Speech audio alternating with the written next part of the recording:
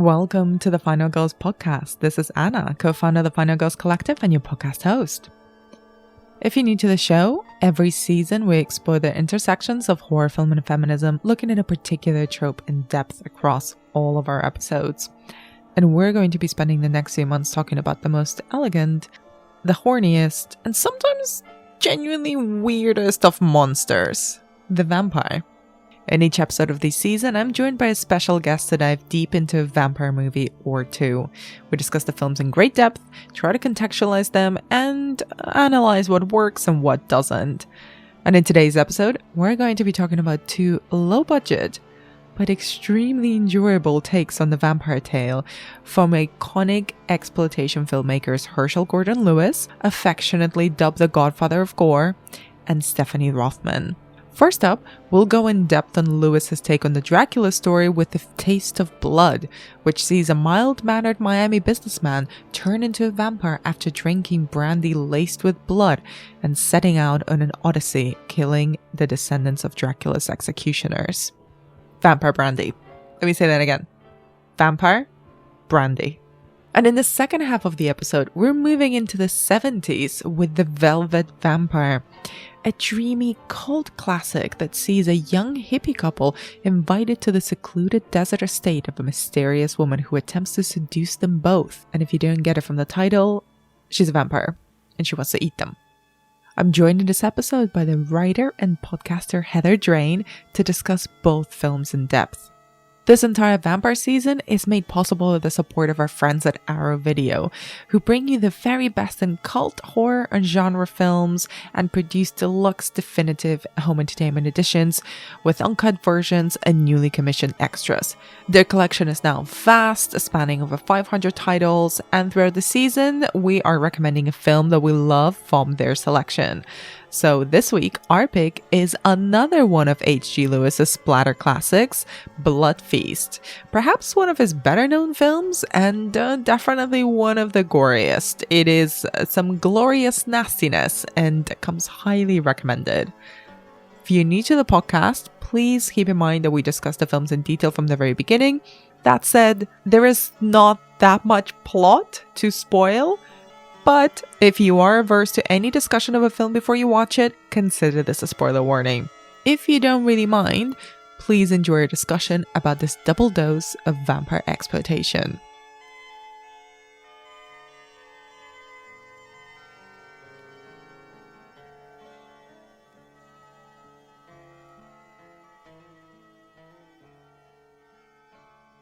Heather, welcome to the podcast. It's really exciting to chat to you for the first time. Oh my goodness. Thank you so much for having me. It is a total pleasure. So we've got a very exciting double bill on our hands of two extremely different films that I think kind of talk to each other in an interesting way. So I'm pumped to talk about them with you. Before we go into each one of the films individually, I wanted to ask you first, do you like vampire films? What's your relationship with vampire films in general?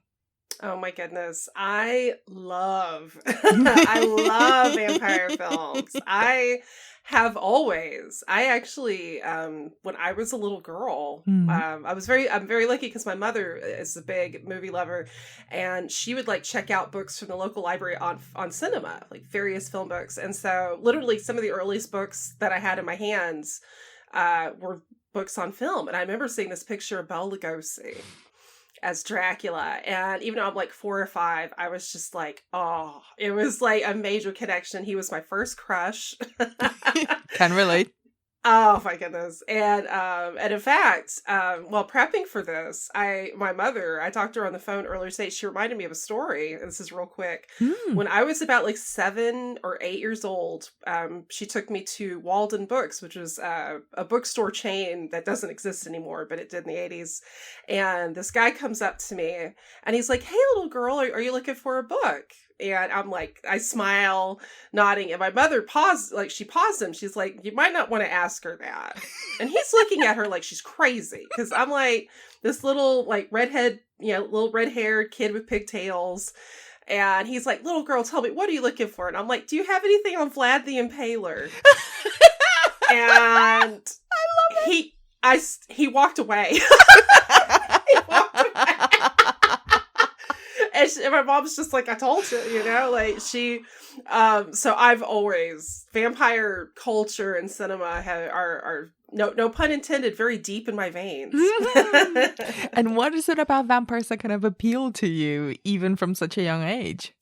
I think at a young age, it was sort of the mixture of, if I had to do like some like armchair psychology, I think vampires are kind of like a great metaphor for the monster within us, because they have, even though they could shapeshift into animals depending on what mythos you're going into, they are the most human, looking and appearing, and they have everything that kind of you want on a primal level as a human. Like, they're powerful, they're strong, they're intelligent, they can be very seductive and charismatic. So I think there's that level. Also, like, I'm basically a goth, so I love gothic horror, and vampires obviously can play exquisitely well into that. But it's also, with that, it's kind of cool to see different ways you can kind of permutate sort of those tropes, like especially with like European vampirism in film. And that's why I'm so excited about this double bill that you have picked, because these are two films that I think incorporate, a lot of things we associate with vampire cinema, but kind of have enough little unique twists to make them very much their own movies.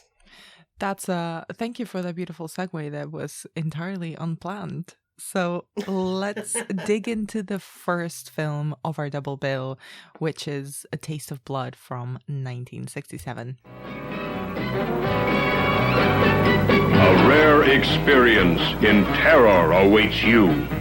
A descendant of the dreaded Count Dracula comes to life, and a hideous orgy of murder and blood begins. A Taste of Blood.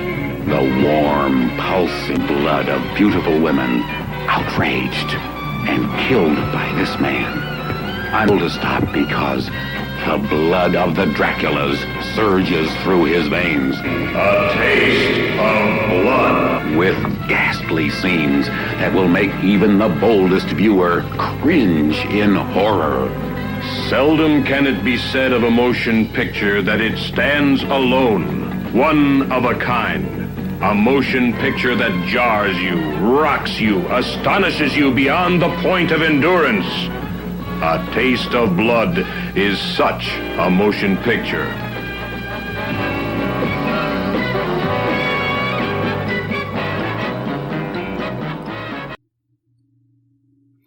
So tell me, when was the first time you saw A Taste of Blood? Oh my goodness. The first time I saw Taste of Blood, I want to say, was around like probably 2000, mid 2000s. I had purchased a box set that Something Weird Video had put out of not all of Herschel Gordon Lewis movies, but the big titles and some of his key titles, and Taste of Blood was in there. And I love Herschel Gordon Lewis. I had already seen films like Blood Feast and 2000 Maniacs, and I was like, oh yeah, I was like, oh, I knew he did a vampire movie, and I'm like, I was excited, like, how is this man going to approach the vampire genre? Because his other films are kind of more, what he's best known for are these gory slasher films, and he takes a totally kind of different approach with this one, which I think is really cool. Can you tell us a little bit more about Herschel Gordon Lewis and kind of who he is in the history of horror and how this film sits within his work? Oh, absolutely. Herschel Gordon Lewis is affectionately known as the godfather of gore. And yeah, of course, was he the first person to apply sort of crazy, over the top violence in films? As a whole, yes. I mean, there's other examples. I mean, you can go right back to like 1934 with Maniac, where somebody pops out a guy's eye, or pops out a cat's eye, and then he eats it. I don't know. It's crazy.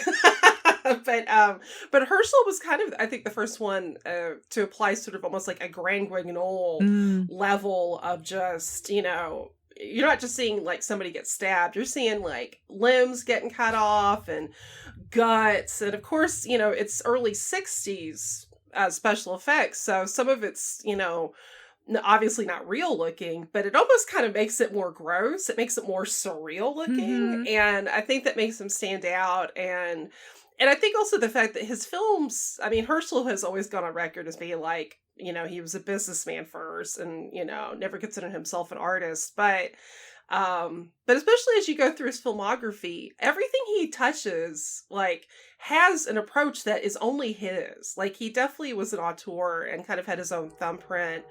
And his use of color, is really striking. In fact, and I know you and I've kind of touched upon this before we were recording, but you really see that, I think, at best play with this one and another film he did called Something Weird, which was made pretty close to this one. And those two films are standout of his filmography because the obvious is they're not gory. And in fact, Something Weird is my number one favorite Herschel film. And I remember lending it to a friend of mine, and he didn't like it because he thought it would be like Blood Feast, you know, or Wizard of Gore. And it totally is not. And neither is Taste of Blood. So it's, but Taste of Blood, I think you could tell, like, there's kind of more of a story. Like some of Herschel's films, you know, the plots are pretty thin, and that's okay. You know, this one, you know, there's a little more story. There's, you know, the fact that the lead actor, Bill Rogers, who plays John, he's actually a pretty good actor. Like some of the acting in Herschel's other movies is a little more questionable, you could probably say. And That's I say very that with, kind. Yes, I say that with total love. But and the lighting, like the lighting in this movie is just like, I love it so much. I think that you could tell there was a little more care put into it. And plus we get to see Herschel in the movie. Wait, who is he in the movie? He is, this is hilarious. He's the Cockney, like, guy on the boat. No way. With the mustache, yeah. And the whole story, I saw an interview with him on something, what was it? It was Real Wild Cinema, this TV show from the 90s. And the actor that was going to play that guy had backed out for whatever reason, and they needed somebody, you know, right then. And so Herschel had, like, some hippie guy working on the crew, and he took some of his hair. He cut some of this dude's hair and made a mustache out of it. And he's all like, you know, all right, governor, or whatever. Like, it's not a great, I'm sure anybody that's actually Cockney or from the UK in general is going to listen to Herschel's accent and be like, okay, Dick Van Dyke from Mary Poppins, like, calm down. But it's so charming too, because it's like, oh, it's Herschel. That's amazing. It's his little Hitchcock cameo. It is. It's so, it always makes me smile when I see him, especially because it's the Cockneyisms. It's adorable. It's not accurate, but it's adorable. It did surprise me, this film, because I also know from Herschel Gordon Lewis's work, what I'd seen before is very gory, kind of to a very fun extreme. And this kind of isn't. It feels a lot more, it feels a lot slower compared to his other films, at least the ones that I've seen, and I haven't seen all of them. So kind of, how do you think this works as a vampire film? Oh, wow. That's a great question. And actually, you're completely right as far as the running time, because I feel like a lot of his movies were more like the 80 to 90 minute mark, which was pretty standard for honestly, for a lot of movies in general back then, but especially like B movies. And this one's almost 2 hours long, which is the pacing is, I don't think it's slow. It's slow, but it's not, it doesn't make you feel like you're dying or anything. Like that's the bar. Right, that is the bar. No, it works. It's very and especially because, yeah, I mean, as a vampire film, it's fascinating because you don't even see him tasting the titular blood, at least as far from a fresh human source, until like over an hour into the movie, which is crazy. Most vampire movies, I think you would be seeing somebody drinking within 20 minutes, right? Yeah. But, and here it's all in the brandy. Oh, we got to talk about the Yes. This is the only, and granted, have I seen every vampire movie on the planet? No. But I feel it's a safe thing to assume that vampire brandy is not a very popular trope in vampire cinema. And that's the thing is, like, we have this, our lead character, John, who's this kind of swinging businessman, very 60s. Anybody who's ever seen Anna Biller's Viva, like, he is totally a character initially, like, from that kind of world, like, just very playing golf in his office, hitting on his secretary. People are drinking highballs left and right. Like, I'm surprised there wasn't an intervention at some point for all the drinking. He's like a Miami Don Draper, really. Oh, that's perfect. He totally is. And but that kind of what makes him even kind of like a fascinating target, because this is a not likely vampire, you know, and you know, he gets this mysterious package, which everybody, like his secretary, jokes about it being a bomb, and then she wigs out when he opens it. And it's obviously not a bomb. It's vampire brandy. But of course it's not called vampire brandy in the movie, but he's a descendant from the Krons from Moldavia. And it's a very convoluted backstory. It's a very convoluted. And he has to do this whole ritual of toasting to his ancestors and drinking this brandy. And of course his secretary Hester, she doesn't like brandy. His wife, Helene, is not in the mood. So he drinks it, and then that's the shift. He starts to change, and which is fascinating. I don't know. It's you know, alcohol as a vampire conduit. I don't think I've ever seen that, because he doesn't get bit.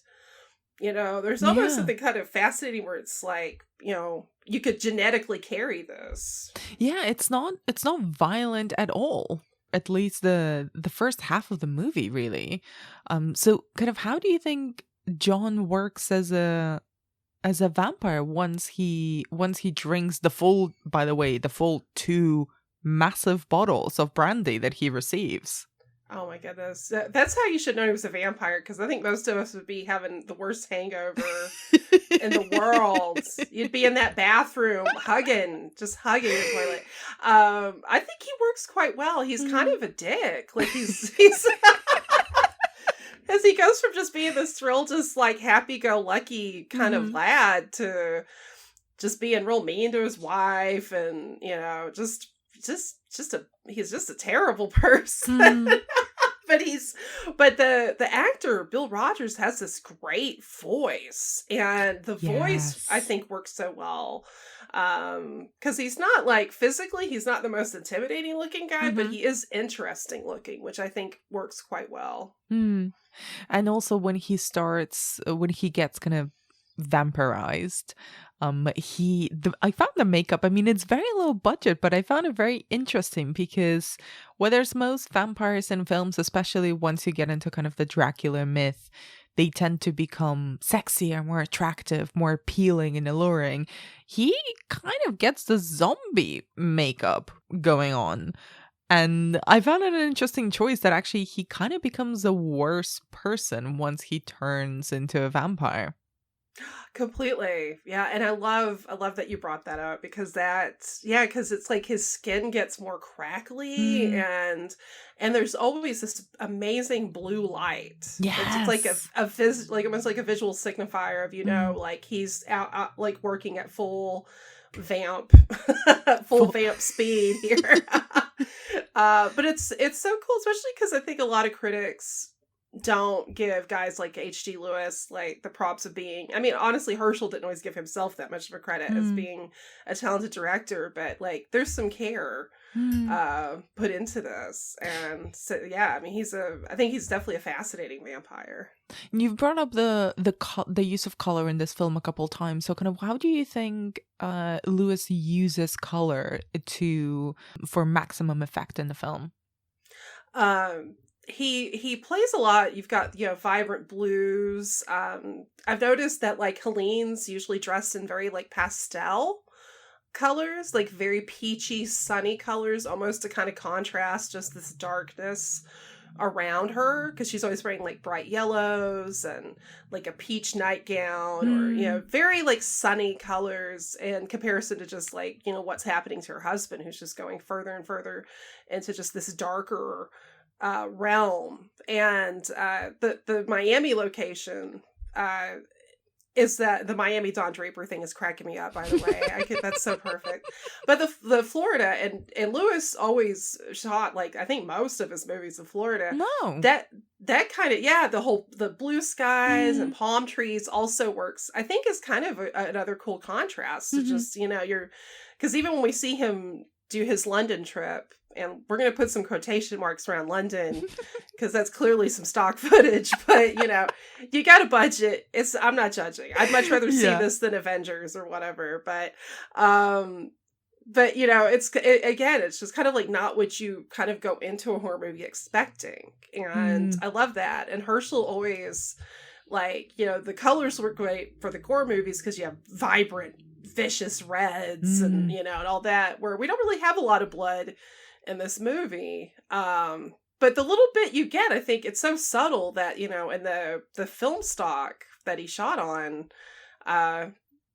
is just like, it works. Like everything just kind of just really pops in a way that's very eye-catching without being, this is going to be bizarre to say, but it's not garish.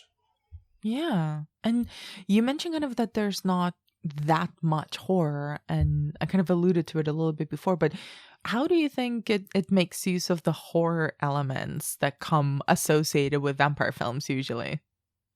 I think it does. I think it does really well. You know, especially given the limitations. I mean, there are parts where I wish he could have had more money, and you know, like with the music. The music is kind of all over. It's a little, because the opening theme is totally like, "Hey guys, let's have a shindig." It's very it's very groovy. But then, like, it does get a little more appropriate, kind of like more ominous sounding, but it sounds like they're looping.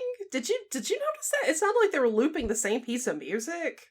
I didn't notice because I'm notoriously bad at noticing things that have to do with music, which does not bode well for me, but no, I didn't notice that at all. That's so interesting.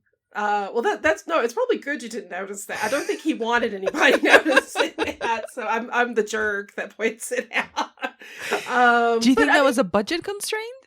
I think there's a pretty good likelihood. I mean, I couldn't find anything on record about it, but yeah, but it is appropriately ominous, and the just the fact that he, like, any of the hypnotizing scenes, because it's we have to talk about the ring. Oh yes, please. So John goes to get the rest of his treasure from his family.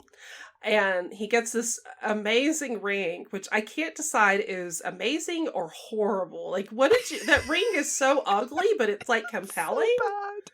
Oh my god. It's so bad, but I also kind of want to buy it. I know. Like I know that it's like a bad Etsy ring is what it is.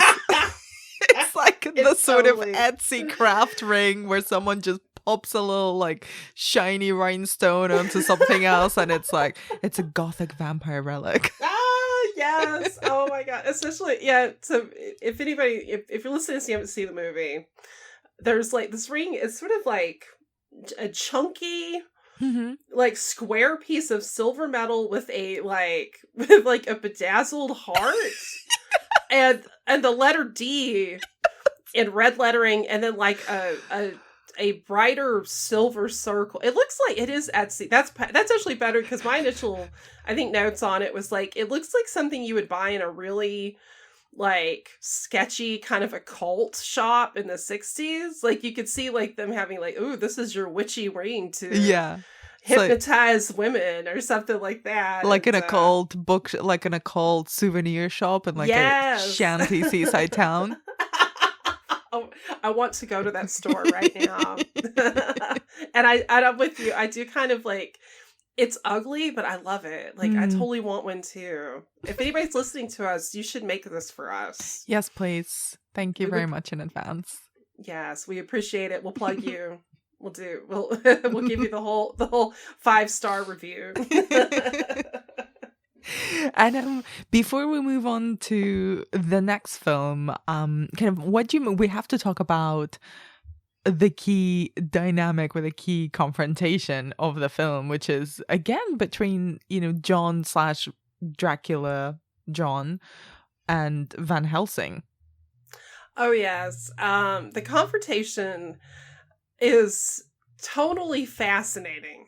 And I say that because it's intercut with basically the police have joined forces with a relative of the original Van Helsing who knows that he is, on the chopping block. He knows, because he's seen other descendants of the original party that murdered Dracula. I say murdered, I'm on totally pro Dracula over here, but and he's joined forces with Hank, who is like a best friend of John's, but also a former lover of Helene's, and they're trying to save her.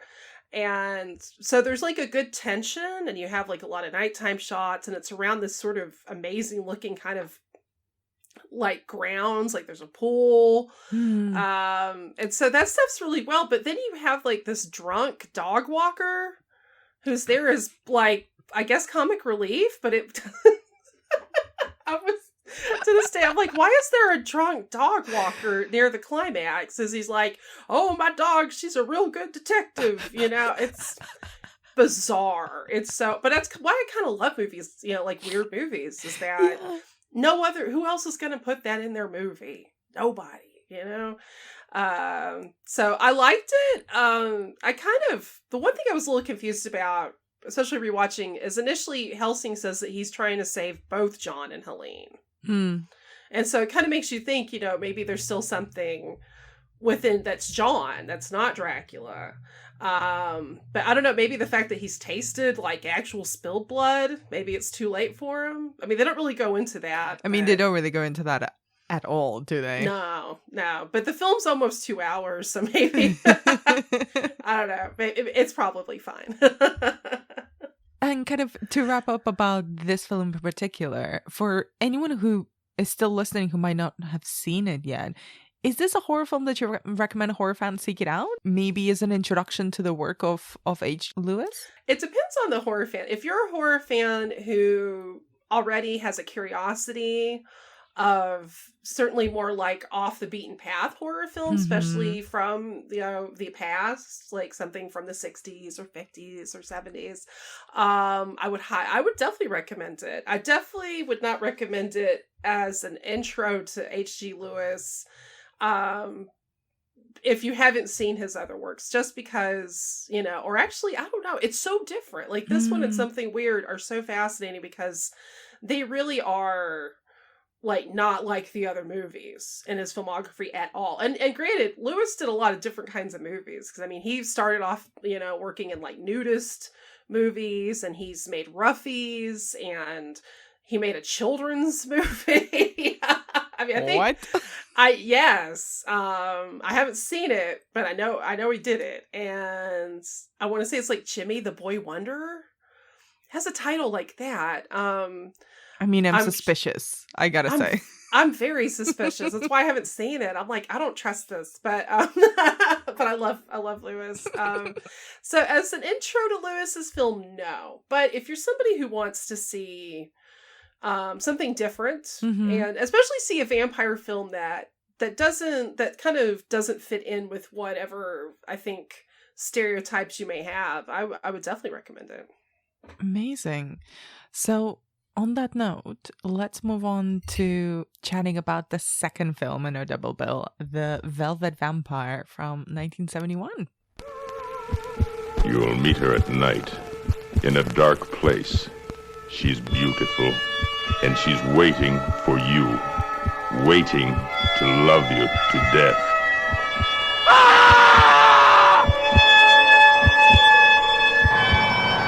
Who was this strange and beautiful creature who called herself Diane, who lived among the dead and the forgotten? Diane, there's one thing I don't get.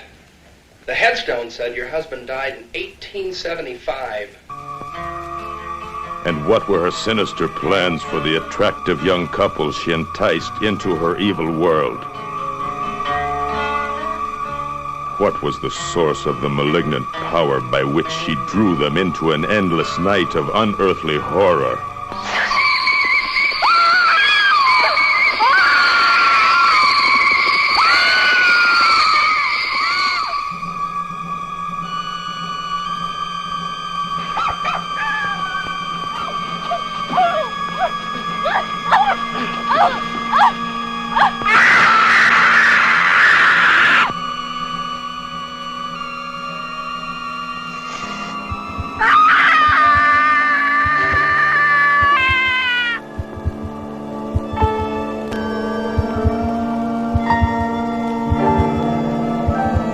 Velvet Vampire, starring Michael Blodgett, Sherry Miles, and Celeste Yarnow, in a strange triangle of love and death and terror.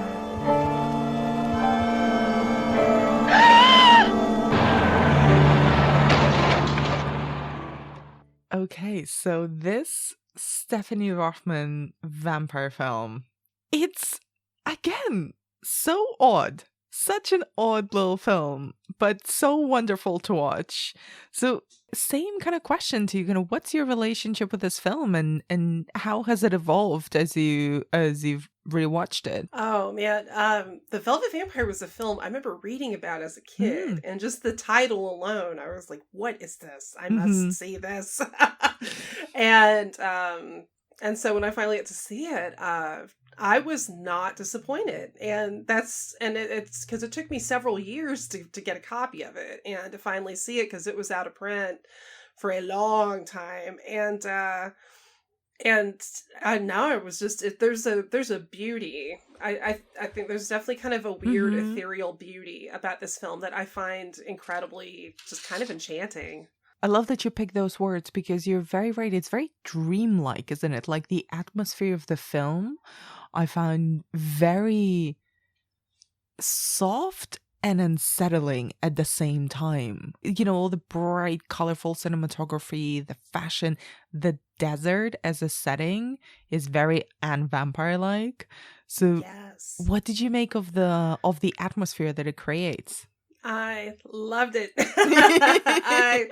I love the atmosphere in this movie, and for all of the things you've just mentioned, especially because I think I've always personally found the desert, like I'm saying that like I've been to the desert. I've actually still need to visit the desert once the pandemic's over with, obviously, but I've always found the desert to me has a beauty about it, but also a starkness. It's kind of, which makes it so perfect for a vampire because it's almost sort of like the desert is a vampire in a way because it's beautiful, it's alluring, it's mysterious, but there's a lot of death. There's a lot of, it's a harsh atmosphere for life to thrive. And so it's kind of genius, and it's sort of strange how few, well, probably not vampire films, just horror films in general, but especially vampire films have really taken advantage of that because as far as desert ones, the only ones that are coming to my mind are like Sundown, The Vampire in Retreat by Anthony Hickox, which is kind of like a comedy.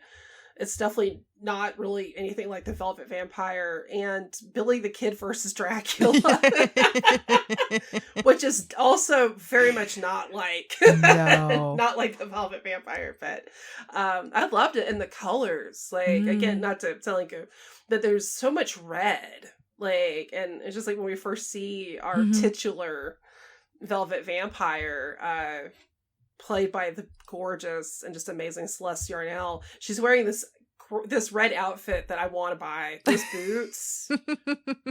Right? Like, I mean, all of her outfits, particularly kind of not to jump way too much ahead, but her final outfit at the end of the film, that little romper, little black and white romper with a little yellow bow at the waist. Yes, I loved it. Those black boots, the stockings. I mean, she looked like she should be like fighting crime with Patrick McNee and the Avengers in that outfit. I'm living for it. And again, not to make this all about Mad Men, and I'm actually not rewatching it, so I don't know why I keep bringing it up. But it had like big Mad Men vibes as well. It's very much, like Don Draper's second wife. That's who she is. Which, in other words, amazing. Yes. So great. And Just, yes, the desert. And I love just the casting. I think this film was impeccably well cast. So what do you make of the three lead actors? So you mentioned Celeste Yarnall already, who plays kind of the vampire, the vampiress Diane, but she gets embroiled with this kind of young, very beautiful hippie couple, Lee and Susan.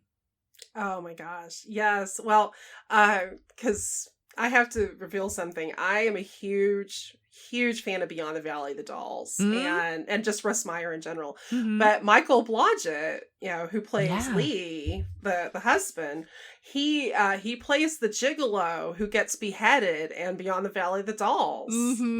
And I love him so much. And he's so good at playing such a little shit. And he is such a shit in this movie. Lee, and it feels so bad because his wife Susan, and you're right, they are totally like the prototypical California blonde looking couple. They're gorgeous. But Susan, like, poor Susan, like, he's immediately just ignoring her.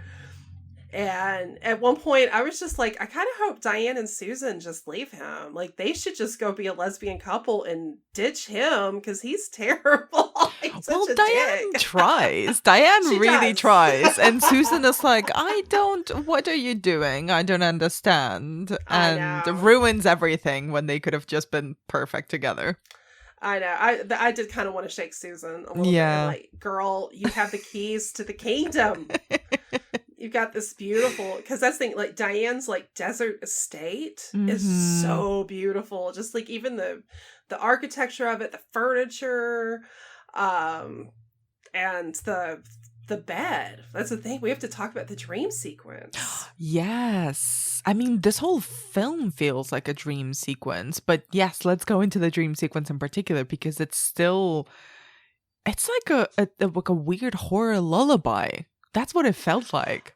Oh, that is the most beautiful descriptor. I love that. And you're completely right. And there's such a approach to it. There is, like, the way that Stephanie Rothman just everything feels like gentle, but gentle with where, it's almost like it is like there is a piece of velvet that's soft and it's beautiful, but right underneath it is a blade. Oh, that's exactly what this film is. And I love it. And the dream sequence, I'm kind of ashamed to admit this. The first thing it made me think of was the Fleetwood Mac music video for Hold On. But which honestly is taking elements from Magritte. Like, if I wanted to sound smarter, I should have just said, "Oh, it makes me think of Magritte." But I got to be honest, I'm like, it was Fleetwood Mac first. But I mean, nothing to be ashamed of there.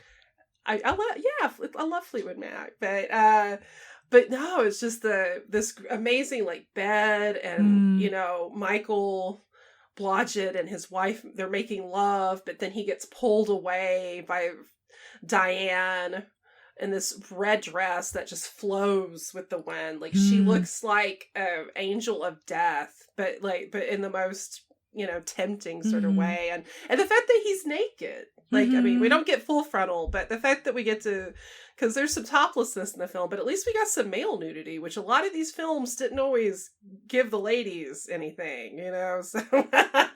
Yeah, you're very right. And, like, I think there's a couple things that I want to mention on that note. It's like, well, I think it's a good point to bring in who Stephanie Rothman is, because she kind of did quite a bit of work with in the sexploitation arena as well. So not just making horror exploitation films. And it almost feels at times that this film feels more comfortable as an erotic horror as opposed to just a straight up vampire film.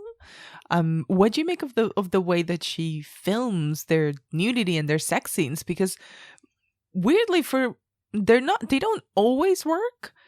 But in this film, I think maybe it's a combination of the beautiful colors and these gorgeous actors and kind of the weird, I don't know, psychedelic atmosphere of it. But it seemed almost to elevate the sexual element of it more than the horror element. Yeah, no, I would agree with that. It is kind of a good. I do think it is. It feels like a natural mix of like eros and horror, which are perfect for vampires, and it felt very natural because sometimes there are films you see where it's like the sexual elements or the nudity is implemented in a way that's very very obvious, and it's not really, there's really no skill put to mix the two. Like anybody remembers buying like anything from Redemption Video in the 90s, they'd have those opens with Eileen Daly, who I love Eileen Daly, but it'd be like her like ripping off like some huge breasted woman's top and drinking blood, and it was just like, whoa, guys. It's like it was a lot, which but which that can have its own charm too. I'm not hating on that. Yeah. But I think what Stephanie Rothman does with this is it feels very, I don't know, it felt very innate. Like nothing to me felt exploitative or done in a way that was tittillating. It just felt very sort of natural in some ways. And this may be a really weird comparison, but especially with the character of Diane, it reminded me a lot of Daughters of Darkness. Oh yeah. No, I don't think that's a weird comparison at all. I kept thinking about that film too. And not least because of the color. I think like the color red is very similar, like the actual color that they use for Diane's dress and her kind of her main aesthetic really. But also because it's this alluring, mysterious older woman who just comes in and wants to seduce everyone, and you never really know what for, but you kind of know what for. But still, it's the game, the cat and mouse game that she plays with the couple. Oh, absolutely. Yeah, I mean, there's quite a bit of parallels there, and especially because Celeste Yarnell, too, she has that, you know, it's not just that she's beautiful, and the same thing with Delphine Seyrig in Daughters of Darkness, but she's able to play a character that's very compelling and even sort of likable. Like, you could see yourself being charmed by Diane if you were in the room with her, but she's also can be quite vicious, and I mean, I think the key difference may be that, you know, with the John Carlin husband character in Daughters of Darkness, there's a lot of shadows there, and he's very he's kind of his own sort of fascinating character with a dark hint, where Lee is just kind of instead of what they call him, a himbo, like a male bimbo. It's so that would be, there's a lot less shadows with Lee as a character, but it is so beautiful, and the fact that we get to see a vampire who moves around in daylight. Yeah, I wanted to pick up on kind of something about when it was made and released, because this is sort of it feels very peak hippie, and it was made and released in the middle of that culture. And I think kind of this, a couple of things that you mentioned, like Lee being such a himbo basically, and then being kind of this prototypical California couple, and the desert and the vampire and the daylight as well. Like it feels very of its time. What do you think how do you think kind of that culture feeds into this film? Oh, very well. And especially I love horror movies from this small time period too, because the thing with like the counterculture is there was sort of an openness to it, to things that were very esoteric and very like the occult and, you know, and witchcraft. But then there's also a lot of people got kind of scared with the whole Manson murders. And in fact, there was like with the Manson culture in horror films, like you even had the movie The Death Master with Robert Corey, where he plays like this vampire who's also like becomes this leader of a hippie cult. And there's something about the counterculture that kind of inspired fear and fascination with people. And of course, with exploitation films, the whole free love, and, you know, people kind of definitely would implement that into B movies and horror and sexploitation as well. So there's something that just works so well and with it, but it's also kind of more interesting, you know, to kind of see. It's always more interesting to see characters that are a little more on the fringe than than just, you know, kind of a. Well, I say that I love Taste of Blood, and our characters are totally like middle America. business. So it's all good. But yeah, I would definitely put this film right next to films like The Death Master. And actually, both Count Yorga films are brilliant and have sort of side characters that kind of fit within the counterculture.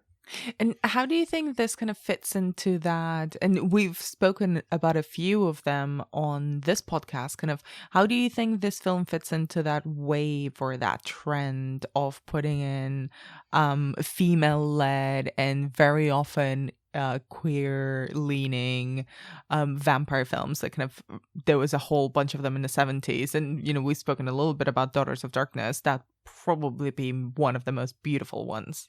Mm-hmm. Oh god, that movie, it's a masterpiece. I think it fits like a glove. I think it fits perfectly, especially with having a character like Diane, because I think it'd be easy on paper, especially if somebody hasn't actually sat down and watched this film, to be like, oh no, is it going to be offensive? Is it basically going to be like anti-gay and have the and it's not. I didn't get that from it at all, because Diane, we see enough about her to be sympathetic, and you can definitely, at least I got the feeling that I think Rothman clearly kind of loved that character, and Yarnell was a talented enough actress to kind of bring a warmth as well as like a seductive element to her, and she's so intelligent, she's a smart character, which makes her likable. I mean, and honestly, again, it's kind of like next to Lee. I mean, yeah, Susan would have been much better off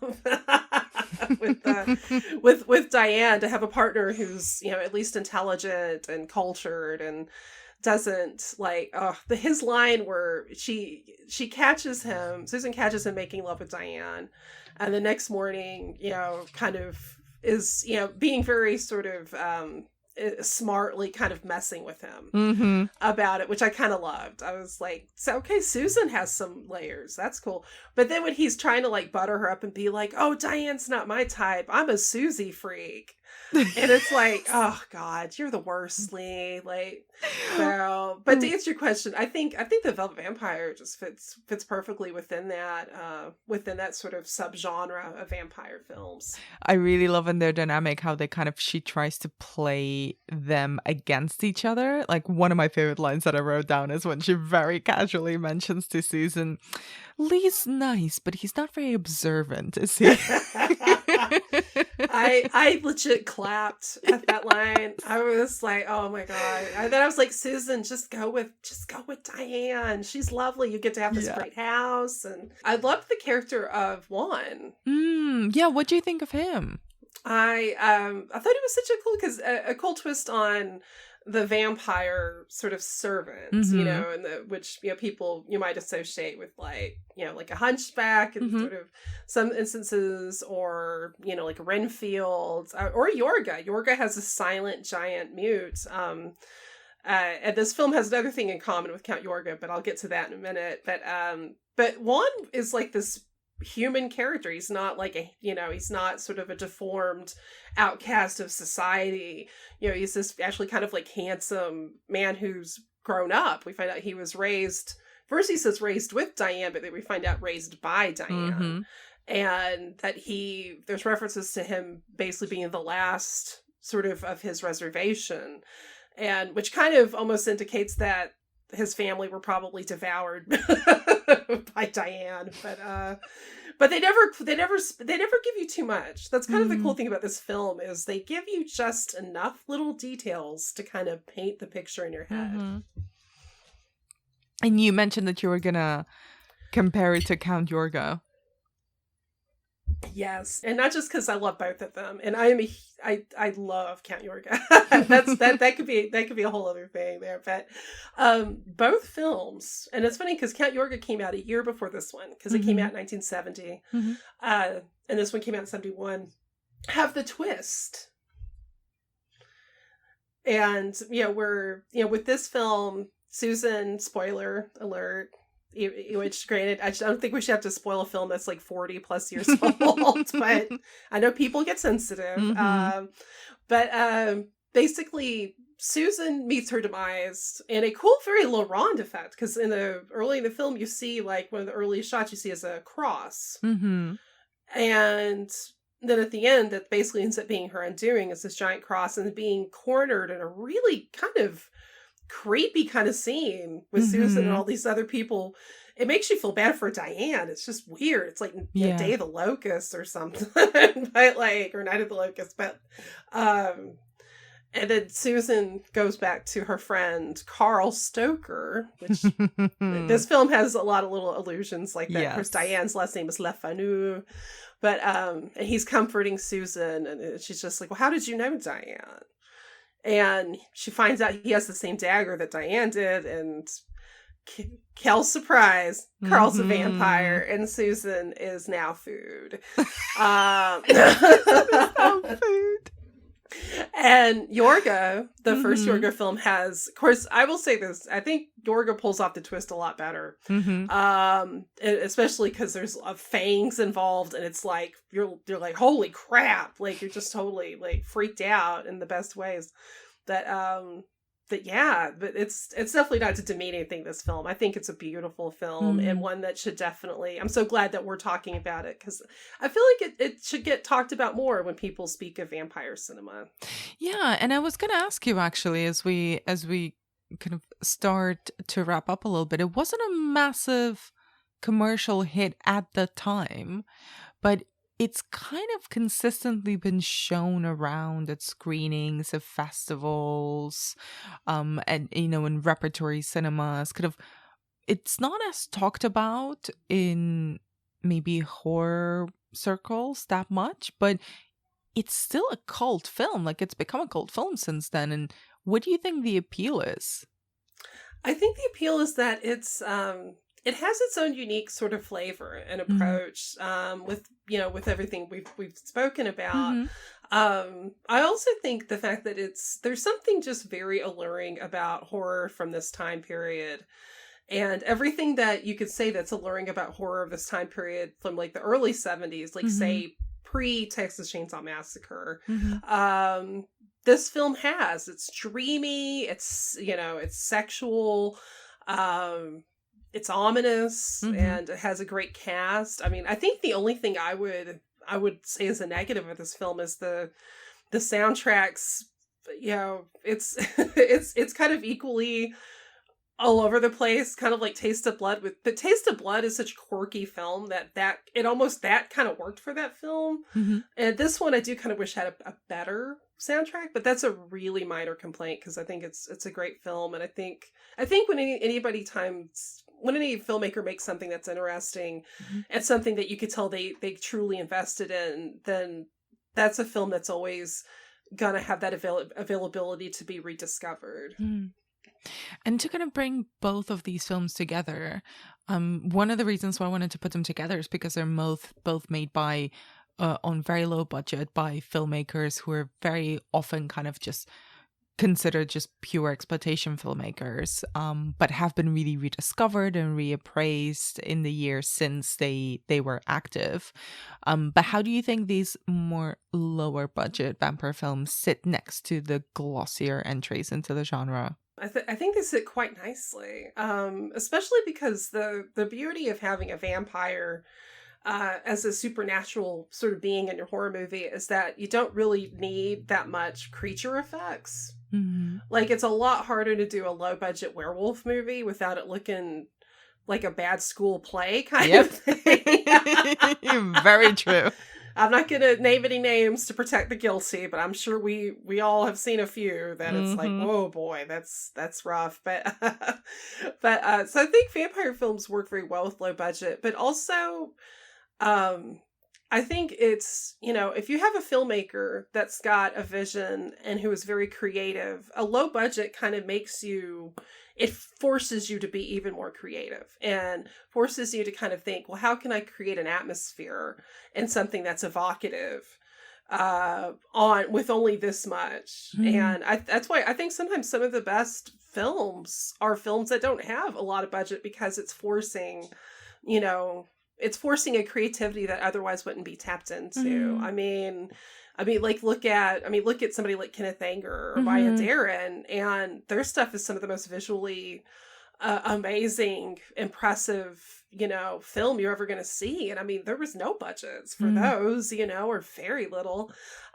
So yeah, I mean, I think when a horror filmmaker can apply those kind of elements and approach and just make it just completely just free that sort of visual mind in a way, it can be just some of the best stuff. Before we finish off, I wanted to ask you kind of where do you see the influence of these films on more contemporary horror filmmakers? Well, that's a good question.